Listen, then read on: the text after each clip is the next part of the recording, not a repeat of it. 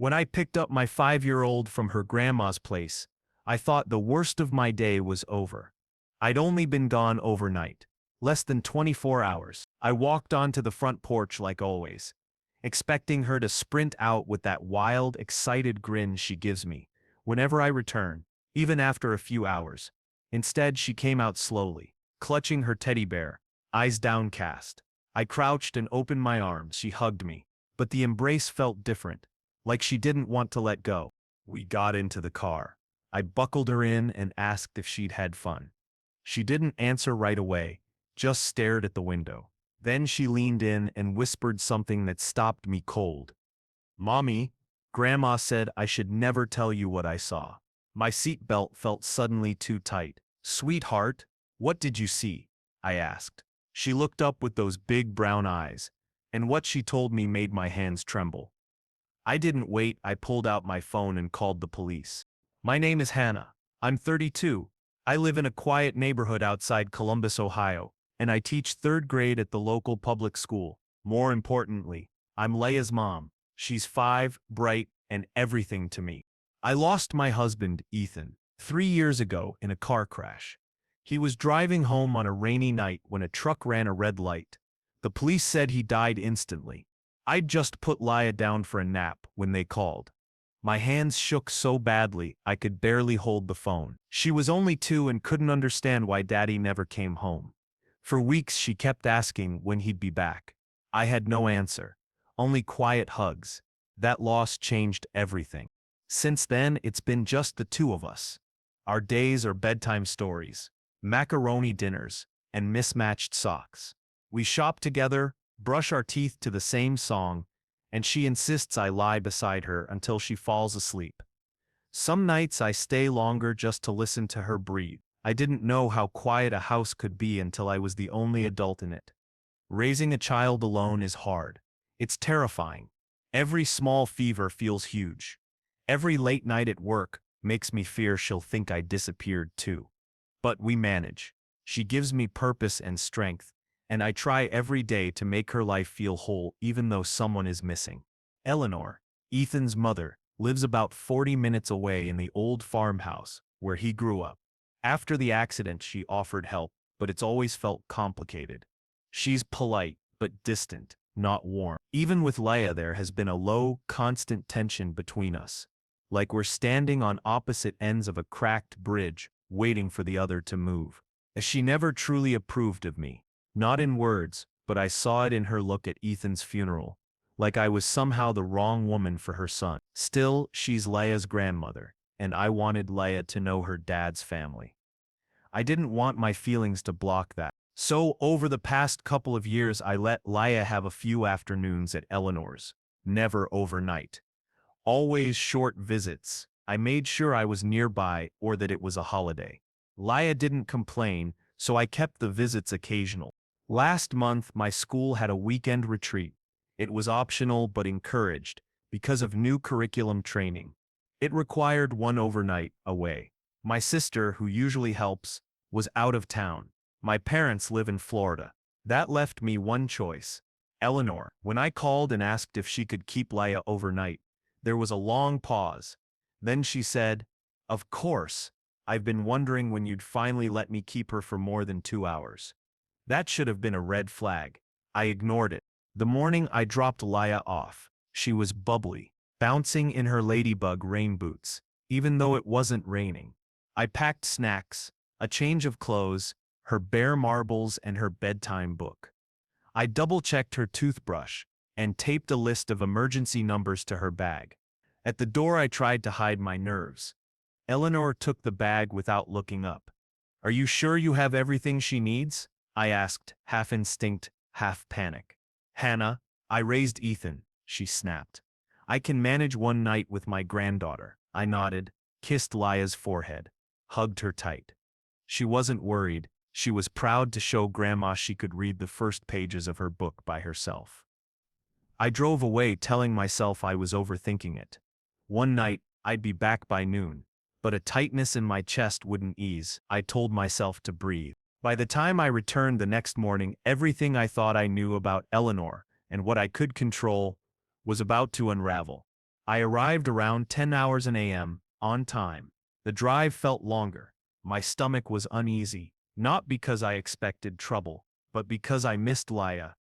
I pictured her face, and worried about small things. The nightlight, warm milk, whether she cuddled marbles. Eleanor's house looked quiet. Curtains were closed.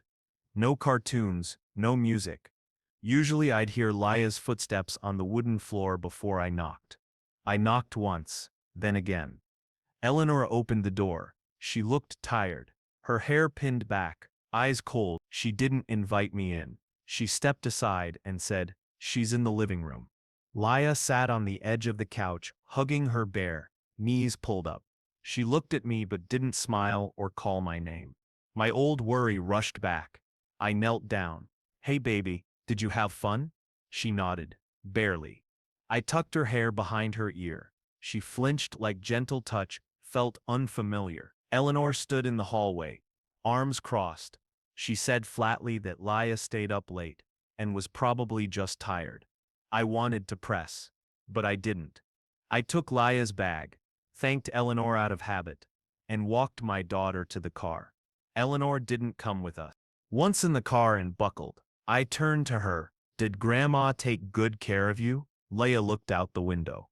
Her voice was barely there when she said, "Mommy, Grandma said I should never tell you what I saw." The world narrowed.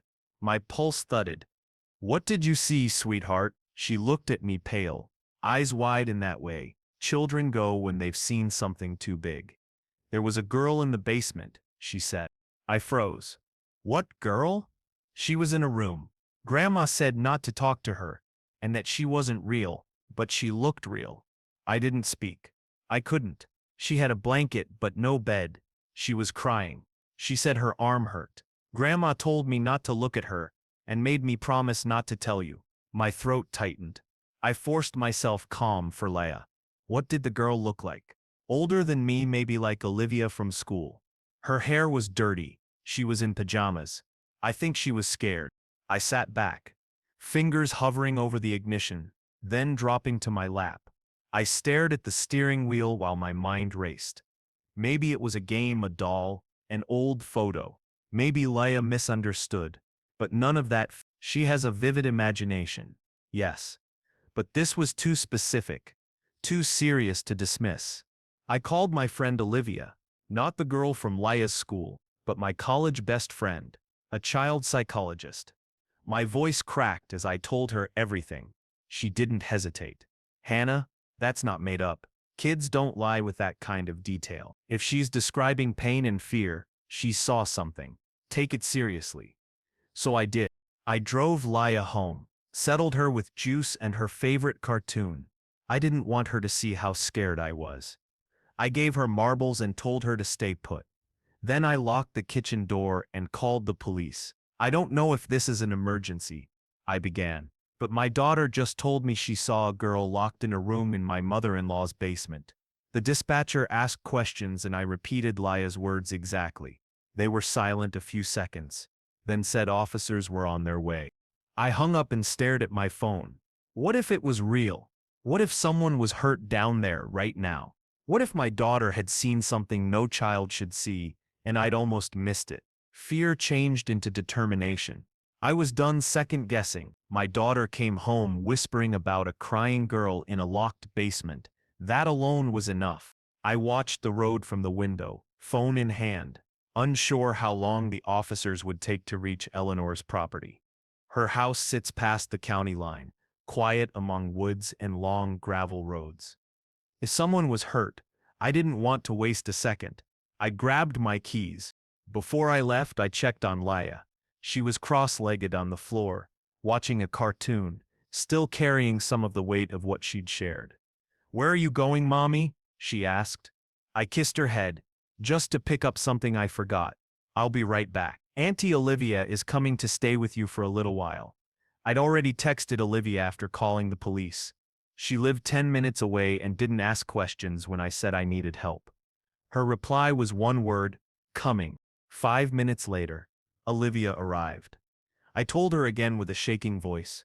She didn't blink. She crouched and started playing with Laya like nothing was different, steady and calm, the kind of friend who holds the chaos when your hands are full.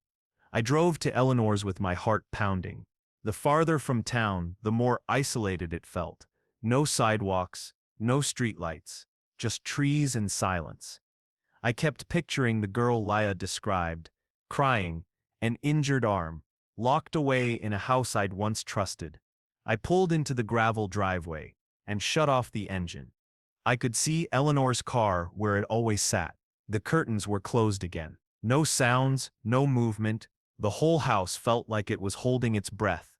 I pulled my phone from my pocket and walked up the steps. When she opened the door, I forced a smile. "What are you doing back?" she asked, frowning. "I think Laya left one of Teddy's outfits," I said, keeping my voice light. "The little red picnic dress. She gets upset if it's not with her bear." Eleanor didn't move at first. She studied me with narrowed eyes. "I just want to check her room really quick. It won't take a minute." After a long pause, she stepped back. "Fine, be quick." The house was neat, but felt emotionally cold. The air seemed heavy with something unsaid. I went straight to the guest room where Laya had slept, opened drawers, and rifled through the backpack I'd packed to make noise as I edged toward the back hallway that led to the basement. Eleanor called from behind me. I said, "Just the room, Hannah." I ignored her and kept going. The basement door was closed. My hand reached for the doorknob. "Don't open that," she snapped, urgent and sharp. "I just need to make sure Laya didn't leave anything downstairs." "She wasn't down there," Eleanor said, voice hardening. "She's 5. She makes things up." She moved toward me and I stepped back. "I already called the police," I said. "They're on their way." Her face shifted, not panic, not guilt. Something like contempt. "You really are just like I thought. Weak, dramatic, always looking to blame someone." She said. "I don't care what you think," I told her. "If there's someone in that basement, I'm not leaving until I know they're safe." Tires on gravel cut through the silence. Red and blue lights flashed against the windows. 2 sheriff's deputies stepped out of their cruiser. I opened the door and waved them in. "She wouldn't let me see the basement," I told them. The older deputy nodded. "We'll handle it from here." I stood on the porch, hands shaking from adrenaline. Inside I heard raised voices, fast footsteps, then a thud. One deputy called, "We need backup. We've got something." That's when I knew Laya had told the truth. Somewhere behind that locked door, a child had been waiting for someone to believe her. I stayed on the porch, every nerve pulled toward the house. Again came the sound of movement, a louder thud, then metal clanging, the noise of a latch forced open. A minute later, a deputy stepped out, pale and tense. He radioed into his mic, then looked at me. "There's a child down there," he said. "A girl. She's alive." My throat closed. I nodded slowly, not ready to let myself believe it. 10 minutes later, they led Eleanor out in handcuffs. Her face was set. She didn't cry or scream. She walked with her chin up, as if she were the one wronged, and didn't even look at me. She muttered something under her breath as officers put her in the cruiser. A second patrol car and an ambulance pulled in. Paramedics moved quickly into the house. That's when I saw her, the girl. She looked around 10, maybe younger, thin, small for her age, face dirty, cheeks hollow. She was wrapped in a blanket and clutched it like it was everything she had. Her hair was tangled and stuck to her face. One arm was in a makeshift sling. She didn't speak. Her eyes darted around, unsure who to trust. As paramedics walked her toward the ambulance, she looked at me for a moment. I gave her the smallest smile I could, not joy, but recognition, an attempt to tell her someone finally saw her. An officer came to speak with me a few minutes later, calm and professional, but you could tell this was not routine. He told me the girl's name was Ana Martinez. She'd been reported missing nearly 3 weeks earlier from a town about 40 minutes away. Her photo had circulated online, but because Eleanor lived so far off the main road, no one had checked her house. "We're still piecing it together," he said. "But we think she may have been lured from a park." Anna's family said she sometimes wandered and that she has developmental delays. She struggles with strangers. Eleanor likely took advantage of that. The idea someone could hide a vulnerable child like that made my stomach turn. I said. What would she even want with her? I asked. She claimed she was protecting her, the officer replied. We found she was active in online conspiracy forums. She believed the child was in danger from her real family. I stood stunned. I had thought Eleanor cold and judgmental, never imagining she could do something like this. I had trusted her with my child, and Laya had been right. Even at 5, Laya understood enough to tell me if she'd stayed quiet or if I'd brushed it off as imagination, that little girl might still have been locked away. When I got home, I called Olivia and asked if she could stay with Laya. Laya sat on the couch with marbles in her lap, eating crackers like any other Saturday. I sat beside her and pulled her into my arms. I need to tell you something, I said softly. The girl you saw in Grandma's house, the police found her. She's safe now. Laya blinked. She's not in the basement anymore. No, baby, I said. She isn't. You helped her. You were very brave to tell me. She was quiet for a moment, then leaned into me and whispered, I was scared to tell you. I know, I said. But you told me anyway. That's what being brave means. That night, after Laya fell asleep, I sat in her room watching her breathe. I kept thinking about Anna and what it must have been like to be locked in that dark room, waiting for someone to find her. The person who saved her was a child. My child. The smallest voice in the room had made the difference. In the weeks that followed, headlines spread, child found in hidden basement, grandmother arrested in missing girl case. Reporters came to our door, parents from school sent messages, some offering support, others demanding details. I ignored most of it. The priority was keeping Laya safe and letting her heal. She didn't understand everything the way adults do, but she knew something was wrong. For a few nights she woke crying, and sometimes she asked for the hallway light on even with her night light. She didn't want to talk about Grandma, and I didn't force it. I sat with her, held her when she needed it, read her favorite books even when she knew them by heart. I filled her days with comfort and kept her close.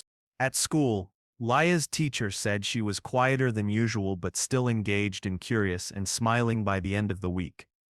Olivia helped us both and recommended a therapist who specializes in early childhood trauma. We went together. I didn't want Laya to go through it alone. In one session, Laya said something that still stings. I didn't want you to tell, but I knew you would believe me. I cried, different tears than before. Quiet gratitude. For so long after Ethan died, I worried I wasn't enough, that I couldn't protect her. Hearing her say she trusted me more than her fear made me realize I'd been doing something right. Eleanor was charged with kidnapping and unlawful confinement. She initially pleaded not guilty, claiming she'd saved Anna, but the evidence was overwhelming. Anna had been kept in a hidden room behind a false wall in the basement. No windows, a mattress on the floor, a single lamp, and a padlock on the door. The sling on her arm was crude and untreated. She'd been fed enough to survive, but barely. This was not a misunderstanding or misguided protection. It was a crime. Anna was reunited with her parents. I met them briefly during the investigation. Her mother hugged me so tight I could barely breathe. She thanked me over and over, but I didn't feel like a hero.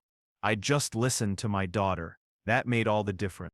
I no longer speak to Eleanor, and I won't let Laya near her again. Some things can't be repaired. Part of me mourns what might have been a warm, loving grandmother, but pretending doesn't protect anyone. A month after everything happened, as I tucked Laya into bed, she asked, Mommy, am I a hero? I smiled and said, You're my hero. She nodded, pulled marbles under the blanket, and closed her eye. I stayed longer that night, listening to her steady breath and thinking about how easily things could have gone the other way if she'd stayed silent. If I'd ignored her, if help had come too late. We tend to picture heroes as loud, fearless people who rush into danger. Sometimes heroes are small. Sometimes they whisper. Sometimes they clutch a teddy bear and say something that changes everything. I will never forget what Laya taught me. Listen to children. It's not just about safety. It's about showing them they matter. Their voices matter. Their truth matters. When we really listen, we give them power to be heard, to be believed, and that's how we protect each other. If this story moved you or reminded you how important a child's voice can be, take a moment to think about who you trust and who you choose to listen to. The most important truths often come from quiet corners. If you found this video meaningful, please like it and share it with someone who needs the reminder that listening can save lives. If you've ever had a moment where a child told you something you almost missed, I'd love to hear about it in the comments. Subscribe for more true stories like this. Stories that matter, that show how fragile and how strong we can be. Thanks for watching. Stay safe, stay kind, and always listen.